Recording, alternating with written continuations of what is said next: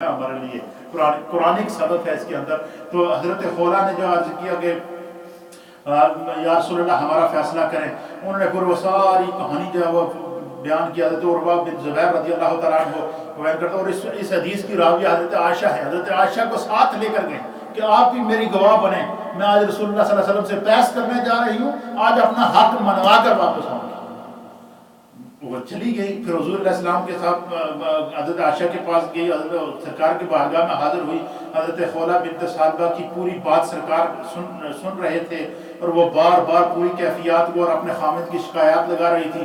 عرض کر رہی تھی کہ یا رسول اللہ میرا شوہر میری جوانی کھا گیا, میرا پیٹ اس کی اولاد کی کثرت سے پھیل گیا, میں جب بوڑھی ہو گئی اور مجھ سے اولاد ہونا منقطع ہو گئی, اس نے مجھ سے زہار کر لیا.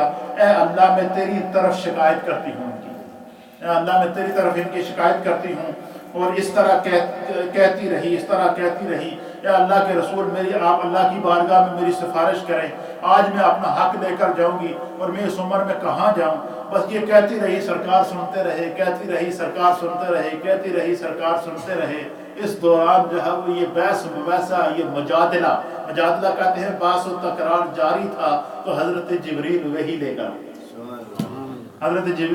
کر آئے اور آپ نے کہا قد سمع اللہ قول التی تجادلک فی زوجہا. اللہ اکبر. فرمایا کہ وحی کے اندر فرمایا کہ بے شک اللہ تعالیٰ نے اس عورت کی بات سن لی ہے جو اپنے خامد کے متعلق اللہ اور اس کے رسول سے بحث کر رہی ہے.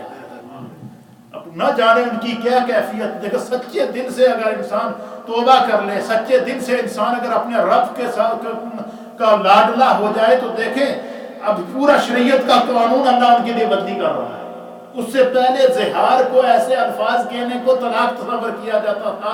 اللہ نے احکام نازل فرمائے کہ میرے محبوب یہ قسم کی ایک قسم ہے, لہٰذا آپ ان کو یہ کہہ دیجئے کہ وہ یا تو ایک غلام آزاد کرے. ان کے جو شوہر تھے حضرت اوس بن صامت رضی اللہ تعالیٰ عنہ, یا تو وہ ایک غلام آزاد کریں یا 2 مہینے کے مسلسل روزے رکھیں, اور اگر وہ غلام آزاد نہیں کر سکتا, روزے نہیں رکھتا, تو 60 مسکینوں کو کھانا کھلائے, تو اس کی یہ قسم کا کفارہ ادا ہو جائے گا, اس کی بیوی اس کے لیے حلال ہو جائے گی. اب یہ جب احکام نازل ہوئے تو حضور نے فرمایا کہ تم اوس کو کہو کہ جب وہ غلام آزاد کرے. انہوں نے کہا جی بڈھا گھر پہ ہے, قبر سیدھی نہیں ہوتی, غلام کو تو آزاد کرے گا, وہ اتنی ہمت ہی نہیں ہے. وہ کسی کام کا ہونا تو یا میں یا رسول اللہ میں آگے تھوڑے نال بحث تھوڑی کرنی سی, مصیبت گلے پہ گئی, اسی بھول گیا آپس ہی, تمہیں اللہ کی بارگاہ وکیل بنایا ہے, کیا کریے غلام کی اسی آزاد نہیں کر سکتے. حضور نے فرمایا کہ اچھا پھر اللہ کا حکم ہے 2 مہینے کے روزے رکھو. کہا سر یا رسول اللہ بوڑھا ہے, سیدھا کھڑا نہیں ہو سکتا, 1 مہینے تو روزے نہیں رکھتا, 2 مہینے کتنے رکھے گا. اچھا فرمایا, حضور نے فرمایا کہ پھر ایسا کرو کہ 60 آدمی کو کھانا کھلاؤ. نے کہا یا رسول اللہ وہ اس کا پیٹ بھی میں ہی پال دیا, وہ 60 آدمی کا کھانا کتوں کھلائے گا. یہ ابھی بحث چل رہی تھی. اب دیکھیے قدرت کا کام دیکھیے, جس سے خدا راضی ہو اس کی ہر بات اللہ مانتا ہے. اب یہ بات چل ہی رہی تھی تو اس دوران ایک شخص آیا حضور کی خدمت میں, بہت بڑا کھجوروں کا ٹوکرا لے کر آیا. حضور نے فرمایا اللہ اور اس کے رسول دیے لاڈلیے, اللہ اور اس کے رسول نال باس کر کے اپنا حق منوان والیے, اے لے جا ٹوکرا کھجوراں دا, اے جا کے اس کی طرح غریباں بھی تقسیم کر دے, کھانا کھلا دے, تو تمہارا کفارہ ادا ہو جائے گا. میں نے کہا یا رسول اللہ ساڈے تو بڑا غریب کیڑا ہے, پہلے تو اسی خود کھاواں گے. اچھا وہ انہوں نے کہا کہ آج کرم ہو ہی رہا, تو میں کیوں نہ ہر بات منوا لوں. حضور نے فرمایا جا خود بھی کھا, اپنے بچوں کو بھی کھلا, اوس بن صامت کو بھی کھلا, جس کو مرضی چاہے کھلا, تیرا کفارہ بھی ادا ہو گیا, خدا بھی تجھ سے راضی ہے, مصطفیٰ بھی تجھ سے راضی ہے. یہ سورہ مجادلہ اس کو کہتے ہیں. اس میں اس صحابیہ خاتون نے جن کا نام حضرت خولا بنت مالک بن ثعلبہ تھا, انہوں نے حضرت اوس بن صامت سے جو علیحدگی اختیار کی تھی, اللہ تعالیٰ نے اس کے احکام نازل فرمائے. اس کے اندر زہار کے احکام نازل ہوئے کہ اگر کوئی بندہ اپنی بیوی سے یہ کہہ دے جس طرح کے جھگڑے کے اندر کہ تو میرے لیے اس طرح ہے کہ جس طرح کہ میری ماں ہے، تو اس کو زہار کہتے ہیں، تو اس کے لیے کفارہ ہوگا، اور وہ کفارہ کیا ہوگا؟ یا ایک غلام آزاد کرے گا، یا 60 مسکینوں کو کھانا کھلائے گا، یا 2 مہینے کے روزے رکھے گا، پھر اس کی بیوی اس کے لیے حلال ہوگی۔ یہ اب قانون قدرت، قانون شریعت بن گیا ہے، جو سورہ مجادلہ کے اندر اللہ تعالیٰ نے نازل فرمایا۔ اس کے اندر مزید جو ہے اس کی کیفیات کو بین مسلمانوں کو اللہ اور اس کے رسول کے احکام پر عمل کرنے کی ترغیب اللہ نے سورہ مجادلہ کے اندر دی۔ علماء دین کے مرتبے اور مقام کو واضح اللہ تعالیٰ نے کیا، اور ان کی مدح اللہ تعالیٰ نے اس سورہ مجادلہ کے اندر کی۔ رسول اللہ صلی اللہ علیہ وسلم کو کوئی مسئلہ معلوم کرنا ہو تو مسلمانوں کو اس سے پہلے کوئی صدقہ کر دینا چاہیے۔ یہ اس کے اندر مسئلہ معلوم ہوا۔ منافقین کی سرزنش اللہ تعالیٰ نے سورہ مجادلہ کے اندر فرمائی ہے، اور یہ بتایا ہے کہ جو ہے وہ اللہ اور اس کے رسول صلی اللہ تعالیٰ علیہ وآلہ وسلم کے احکام پر اگر بندہ عمل کرے تو اللہ بھی اس کی مدد کرتا ہے، اور اللہ کا رسول بھی اس کی مدد کرتا ہے۔ آج کی آخری سورت ہے سورۃ الحشر ہے، یہ 59 نمبر سورت ہے، اور اس کی آیات ہیں 24 اور اس کے 2 رکوع ہیں۔ یہ بھی اللہ تعالیٰ کی حمد اور اس کی تسبیح سے سبح للہ ما فی السماوات و ما فی الارض وہو العزیز الحکیم سے شروع ہو رہی ہے کہ کائنات و ما فیہا کی ہر شے کو اللہ تعالیٰ نے جو ہے وہ اللہ تعالیٰ کی تسبیح کرتی ہے۔ یہ سورہ حشر مدینہ کے اندر نازل ہوئی، اور مدینہ کا ایک قبیلہ تھا جس کا نام تھا بنو نذیر۔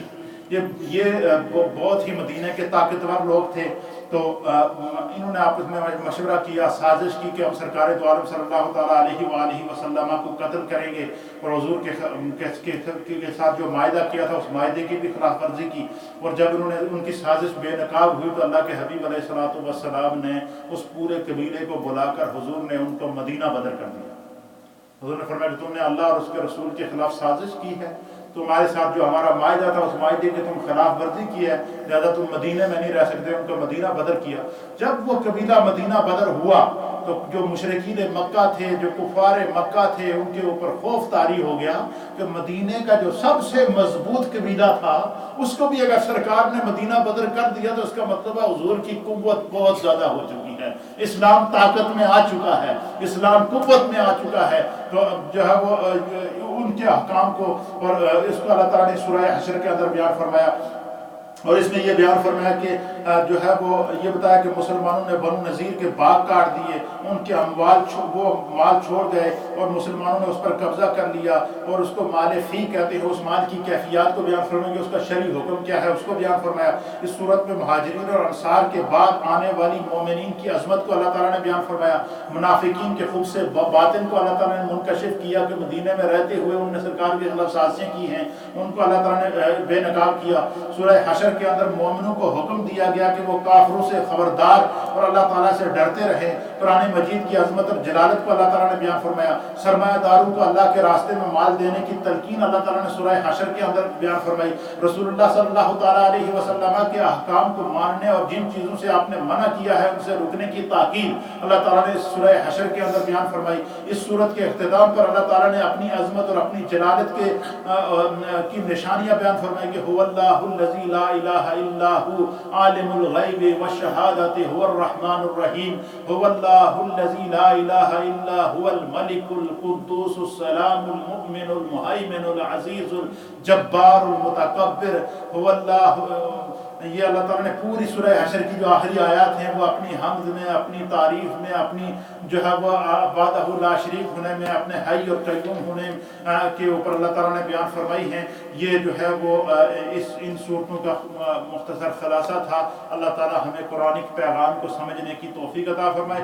ان میں دیکھیں کتنے بڑے بڑے احکام ہیں، قیامت کی نشانیاں ہیں، قرآن کریم کے پڑھنے کے آداب ہیں، گھریلو زندگی کس طرح گزارنی چاہیے اس کی نصیحتیں ہیں، گھر کے اندر چھوٹی چھوٹی باتوں پر لڑائی کر کے اپنے گھر کو برباد نہیں کرنا چاہیے تاکہ بعد میں انسان کسی مصیبت میں نہ پڑے۔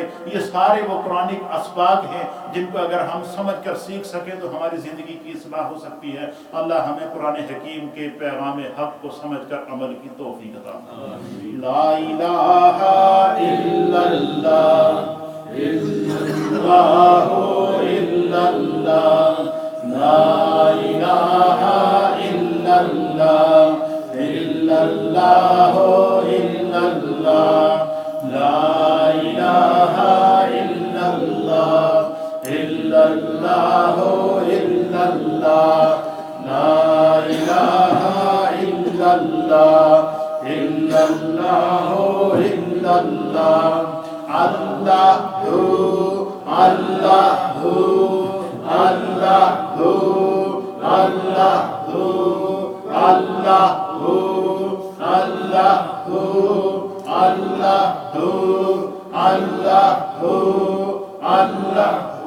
اللهم صل على سيدنا ومولانا محمد وعلى آل سيدنا ومولانا محمد وبارك وسلم.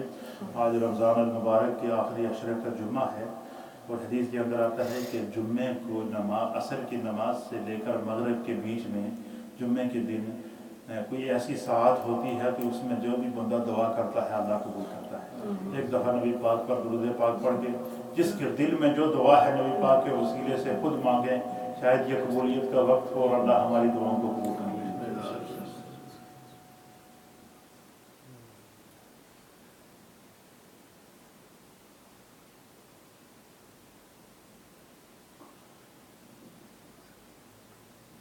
یا اللہ ہم سب کے گناہوں، خطاؤں، لغزشوں اور کوتاہیوں کو معاف فرما. ہمارے تمام مرحومین کی بخشش اور مغفرت فرما.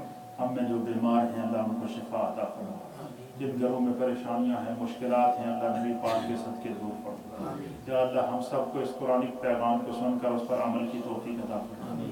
نبی پاک کے صدقے جتنے بھی احباب اس درس کو محبت سے سنتے ہیں، اس درس میں بیٹھتے ہیں، اللہ ان کے گھروں میں برکتیں عطا فرما، ان کے اولادوں میں برکتیں عطا فرما، ان کے رزق اور روزگار میں برکتیں عطا فرما. یا اللہ ہمارے علم اور عمل میں اضافہ فرما، علم کے مطابق عمل کی توفیق عطا فرما. دنیا کی زندگی میں اتباع اور اطاعت مصطفیٰ نصیب فرما. مرتے وقت کلمہ طیبہ کی دولت سے مالا مال فرما. یا اللہ تو علیم بذات الصدور ہے، ہر ایک نے تجھ سے کوئی نہ کوئی دعا مانگی ہے. نبی پاک کا وسیلہ تیری بارگاہ میں پیش کرتے ہیں، اللہ ان کے حق میں نبی پاک کے وسیلے کو قبول فرما. نبی پاک کے وسیلے سے اللہ ان کی تمام دعاؤں کو قبول فرما، ان کی پریشانیوں کو دور فرما، ان کی مشکلات کو دور فرما. تیرے دین کی رضا کی خاطر اللہ پورا مہینہ انہوں نے اس مسجد کو آباد رکھا ہے اور پورے ہر درس کے اندر بیٹھے ہیں. اللہ ان کی دین اور دنیا روشن فرما، ان کی دنیا اور آخرت روشن فرما. نبی پاک کا وسیلے کے ساتھ ان کی بخشش اور مغفرت فرما. اللہ ہمارے گناہوں کو معاف فرما، ہمارے والدین کی بخشش اور مغفرت فرما، ہمارے عزیز و اقارب کی بخشش اور مغفرت فرما.